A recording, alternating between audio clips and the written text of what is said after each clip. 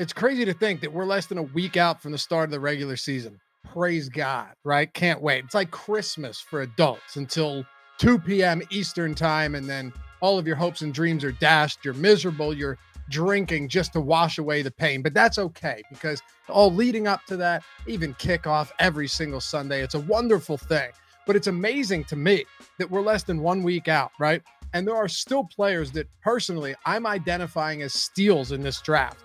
And I'm saying usually ADP corrects itself. You start to see it sharpen up quite a bit as we get closer to the season and everything comes together.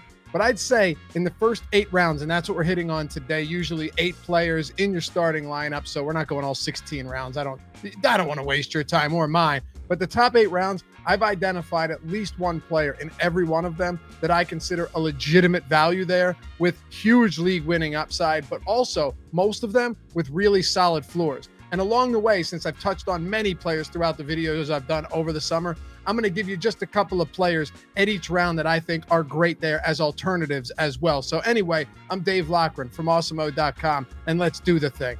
And if you like this content, you want to see more of it, it really helps us a ton if you hit that like and subscribe button and hit that notification bell as well. Just do it right now. Only takes a second of your time. And hey, leave a comment down below. Let me know what you think of these picks. And while you're at it, hit me up at Loughy_D on Twitter, LOUGHY_D. Oh, and if you still aren't playing at Underdog Fantasy, you're just letting life pass you by. You'll get $25 when you sign up using the promo code Awesemo and get to compete in some monster tournaments that pay out over $1 million up top, or the puppy that pays $100K to first and is only $5 to enter. Best Ball is the greatest version of fantasy right now, and Underdog's by far the best place to play it. Use the promo code Awesemo when you go to UnderdogFantasy.com and start cashing, baby. I'm not sure there are really any steals in the first round, but I've already spoken a ton about most of the guys I'm particularly high on and haven't spent nearly enough time on Stefon Diggs. The only reason Diggs is the third receiver off the board is because his touchdown totals trailed pretty far behind DeVonta Adams and Tyreek Hill last season, who, with 18 and 15 scores respectively, could have a tough time replicating those tallies even on elite offenses this year. Diggs led the league in receiving yards, receptions, and targets, though. His 8 touchdowns were good, not great, but he still finished 8th among all receivers in red zone targets and plays on an electric offense that had a 4,500-yard, 37-touchdown passer in Josh Allen last year, and this year, obviously, and ran the ball only 38% of the time, which is crazy considering Allen can take off. Diggs is the epitome of highest possible floor you can find combined with highest possible ceiling. He saw double-digit targets in more than half of his games last year and didn't see fewer than 8 targets in a game since week 4. He can produce from anywhere on the field, caught a ridiculous 78.4% of his 162 targets, and had 8 games of 100-plus receiving yards. The guy's a stud.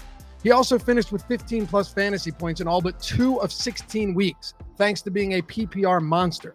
That's where the floor comes in. But Diggs also had weeks as the top scorer at his position, especially late in the year where he had 3 straight weeks in the top 2. So we know exactly what we're getting in Diggs. An elite receiver who's never going to hurt your team, but has the upside to win weeks for you. With big play potential evidenced by 20 receptions of 20-plus yards and 5 of 40-plus last year, and also straight chain moving potential lined up outside or in the slot, he is the full package. Last thing. Only 5 players averaged more yards per route run than Diggs last year, who ran 611 routes. Draft him with confidence here in the first. Now, don't get it twisted. I'm not saying Darren Waller should be drafted ahead of Travis Kelce. Kelce is in a clear tier of his own. But I also don't think he should be going more than a full round after him either. And if you're just looking at him as the tight end 2 behind Kelce and not the player who in 2020 finished as the 7th best fantasy scorer among all pass catchers and 10th among all skill players, you're doing it wrong. Waller was purely dominant last year, even improving dramatically upon a highly impressive 2019 season. He only scored 3 times in 2019, but crushed that total in 2020 with 9 scores. It wasn't a fluke either. Waller's 23 red zone targets were second among all players, and his 11 targets inside the 10 ranked 7th. He also played 92% of offensive snaps with 86% routes run per dropback. And as far as yards per route run go, Waller was 10th in football, while Kelce was 8th. Kelce outproduced Waller in yards by a lot and touchdowns, and would have seen more targets had he played in week 17. But again, Waller still finished the season 5th in targets, 4th in receptions, 10th in yards, and 10th in touchdowns. You'll take that all day at the back end of the second round, especially when you consider how fragile the tight end position is after the first few rounds. And if Henry Ruggs or Bryan Edwards can take a step forward in year 2, it's only going to open things up more for Waller, who is Derek Carr's clear favorite target. It's honestly not insane to think Waller could improve upon his previous year's totals for the second straight season, which would make him one of the biggest steals in the draft. I also love Clyde Edwards-Helaire in the second round, but you already knew that. Man, I love Allen Robinson. Here's why. Not many wide receivers are capable of putting up back-to-back top 10 seasons with Mitch Trubisky and Nick Foles as their quarterbacks and an offensive line that couldn't block for shit. As we know, though, volume is king in fantasy football, and Robinson has seen 150-plus targets in each of his last 2 campaigns. He may not have a sterling reception rate like Stefon Diggs, and you can blame his quarterbacks for that, but it hasn't mattered. He's been a legit PPR stud on an offense that's averaged the 7th fewest offensive touchdowns since 2019 with a bottom 10 red zone scoring percentage. And you can't blame Robinson for any of that. The dude has a 2% drop rate over that span, and that's on over 300 targets and 200 receptions. Crazy. This is why I love Robinson. He's being drafted at his floor given the uncertainty surrounding the quarterback situation in Chicago, but again, it really doesn't matter. Let's just say Andy Dalton spends the entire season under center for the Bears. I don't think this will happen, but just play along for a minute. Dalton absolutely peppered A.J. Green during their time in Cincinnati, and there's no denying Robinson can be that replacement. Dalton was throwing to Amari Cooper, CeeDee Lamb, and Michael Gallup in Dallas last year, but in Chicago, he'll have only Robinson and hopefully a breakout Darnell Mooney, which should actually help Robinson if he does. Oh, and if Fields takes over at some point, Robinson's outlook will be even more improved. Fields will have growing pains, sure, but he can totally transform this offense, has a much better deep ball, and should be more efficient in the red zone given his dual threat ability. Find another player in the third round who has as high a floor as Robinson, but doesn't have upside factored into his 29 ADP as the 12th receiver off the board. But believe me, that upside is there. Julio Jones has a 4th round ADP, which I think is fair. But it basically suggests that he's far behind A.J. Brown in the pecking order, who's going 20 spots ahead of him, and is nowhere close to the receiver we've been drafting him as over the years. So let's break down how I can rationalize saying Jones is reasonably valued, but also a steal at 42nd overall. Here we go. Would I rather draft Brown ahead of Jones? Yes. He's 8 years younger than Jones and already has a solid rapport with Ryan Tannehill. Do I think Jones is washed? Absolutely not. And am I worried about this preseason injury? No, not really. The guy's been in the league for 10 years, and there was really no reason to rush him back for meaningless games. He's been back at practice and should be ready for week 1. And as far as chemistry with Tannehill goes, I think Jones' body of work speaks for itself. Think of it this way. Good wide receivers make it easier for any quarterback to find them and become comfortable with them quickly. Just look at Diggs and Josh Allen in year 1. Jones was the wide receiver 3 in the 7 weeks he played the completion last year, averaging an insane 100 yards per game in the process. And he did this playing alongside another elite receiver in Calvin Ridley. And plus, while Jones did miss some games last year, it's very tough to call a guy injury prone just because he hasn't been someone to practice every Wednesday. Since 2014, Jones has played 14 or more games in every season outside of 2020. But everyone's concern is that Jones is going to Tennessee, where passing volume will be lower. Here's the thing, though. Passing volume will be lower, but the Titans' offense is way more efficient than the Falcons, and that's not in question.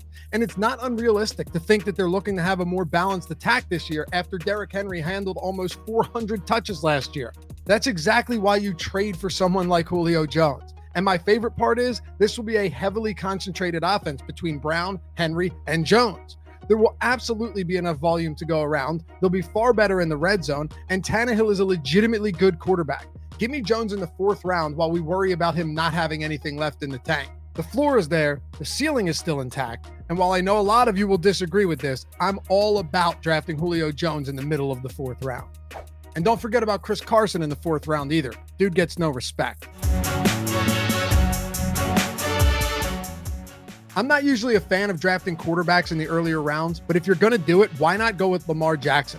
Jackson has a mid-5th round ADP after a slightly underwhelming 2020 campaign, but he still rushed for over 1,000 yards and scored 7 times on the ground. His passing numbers left much to be desired, and it's not exactly shocking that he didn't replicate his 36 touchdowns from 2019. But it's hard to believe that Jackson won't improve upon last year's totals in 2021. Yeah, it sucks that Rashad Bateman went down in training camp, but John Harbaugh expects him back this month, and he's eligible to return in week 4.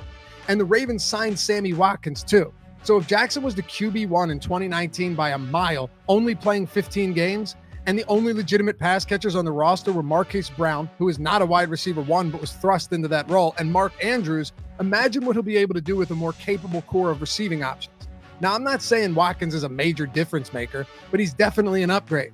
And while we haven't seen Bateman yet, Baltimore used first-round draft capital to get him. I'm well aware that Greg Roman doesn't like to throw the ball. You guys know I've talked about that a lot. But to some extent, it does appear that Harbaugh and company realize they won't be winning championships without a competent passing attack.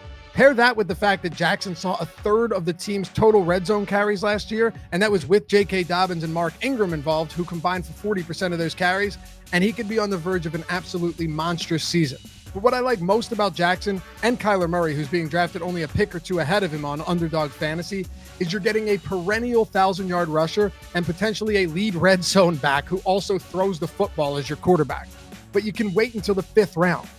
Obviously, Josh Allen and Patrick Mahomes are the preeminent players at their position, but waiting to get Jackson or Murray will pay off in the end. As we know, these guys are legitimate cheat codes, and Jackson is still yet to pop off for a 10-touchdown season. Could be this year. 5th round honorable mention has to go to Miles Sanders. I've done plenty of videos on that, so check them all out. His ADP has fallen far enough.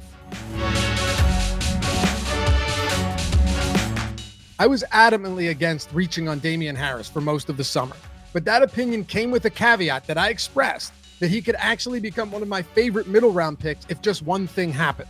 That one thing happening was Mac Jones starting over Cam Newton, and we got it. So cheers to all of you who got Harris much later in the draft before the news broke. The difference between Mac Jones and Newton from a fantasy standpoint is immeasurable. Cam Newton essentially hurts every skill player on the field because he was the Patriots' goal line back and was wildly underwhelming as a passer, actually finishing the season with more interceptions than touchdowns.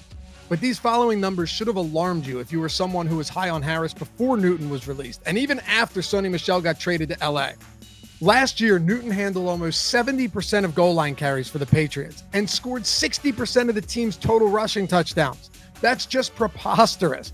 He was nothing but a weight around the waist of the entire running back group, pulling all of them back while he punched the ball across the goal line for another meaningless score. Newton had 22 goal line carries. Harris had 3 on the year.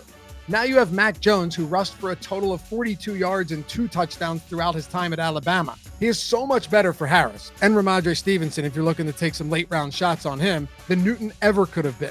Actually, Newton was quite possibly the worst thing for Harris and company. Another thing to consider is this. I see people talking about how Bill Belichick always runs a committee approach with his running backs. That's just not true.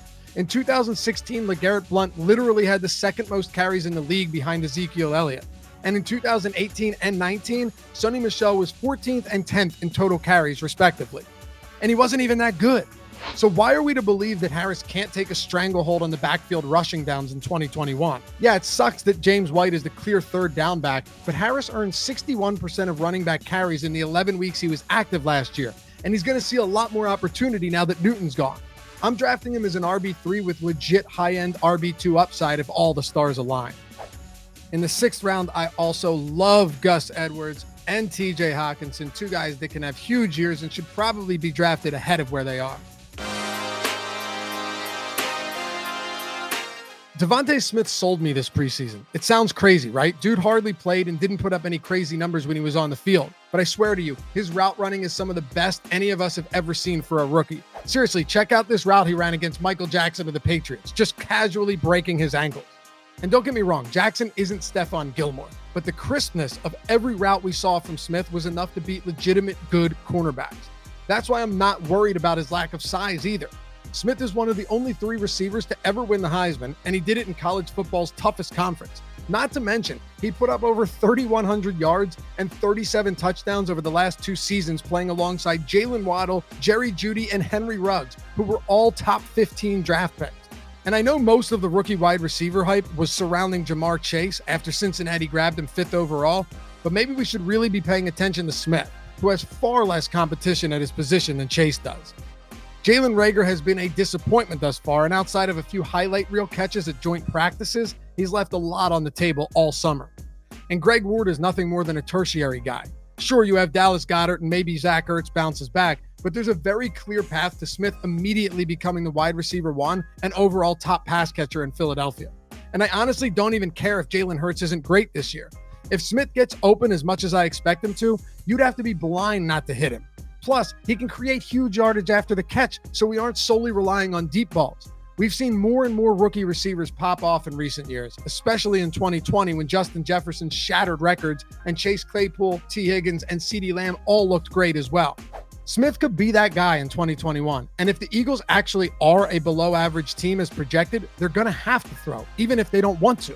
There is absolutely going to be risk with someone like Smith in the 7th round, but the upside is so high that I have to take some shots. Plus, the wide receiver position is deep enough late in the draft to protect against him being a bust. You can't say the same about the running back position.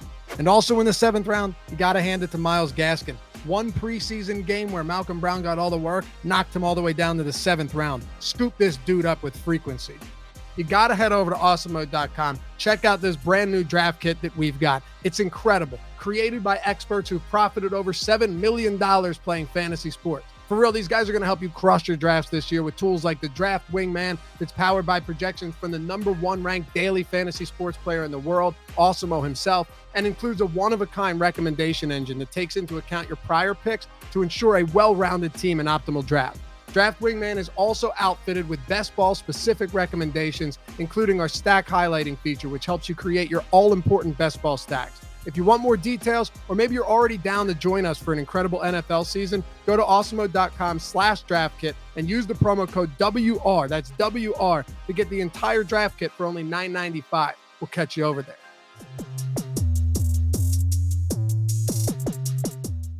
If I can get Michael Thomas in the 8th or 9th round of drafts, I'm absolutely doing it. But I'd caution you against drafting him if you have a very short bench where you'll need all of that depth you can get. We already know Thomas is going to miss time after being placed on the PUP list, which means he'll have to miss 6 weeks before being eligible to return. But fortunately, the Saints have a week 6 bye, and Thomas is expected to return immediately when eligible. Are there some concerns here with Thomas's health, even after he's back on the field? Yeah, for sure. But this is where weighing risk-reward comes heavily into play. If you're drafting a sketchy player with a low floor and league-winning ceiling in the 2nd round, you're taking unnecessary risk. If you do it in the 8th round, you're just being smart. Think of it this way. Most players you're taking at this spot in the draft, late 8th, early 9th round, are somewhat speculative plays anyway. Do you know how much easier it is to replace a player with an ADP of 93 than 19? Exactly. And also, assuming Thomas only misses 5 games, even if he is limited a week or two upon returning, you're going to have a true wide receiver 1 for your playoff push. It'll be so easy to draft other receivers to fill the void in the meantime. And shit, you might not even need to draft Thomas as a starter. This is seriously the easiest play of the draft. We're talking about a guy who was the clear wide receiver 1 in 2019 and wide receiver 7 or better in every full season he's played. And don't worry about Drew Brees not being around. Jameis Winston might be reckless, but he's fantasy gold for receivers. Chris Godwin was the wide receiver 2 in 14 games 2 years ago, the same year Mike Evans was the wide receiver 16 in 13 games. The next year, Winston supported 3 top 25 receivers, and one of them was Adam Humphries. And in 2016, when Evans was the only reliable receiving option on the Bucs, Winston targeted him 172 times. You get the point here. Take the risk with Thomas, because there really isn't much risk at all where you're drafting him. At his current ADP, he might be the biggest potential difference maker in the draft. And if he isn't, you didn't lose much anyway. And hey, don't forget about Michael Pittman in the 8th round while you're at it. This guy has potential to absolutely crush for you this season, assuming all things go well at the quarterback position in Indianapolis. Hey, check that draft kit out. Use the promo code WR, as in wide receiver. It'll get you the whole kit for $9.95. Thanks as always for watching. Hit that thumbs up and subscribe on the way out, and we will catch you back for the next one. Peace.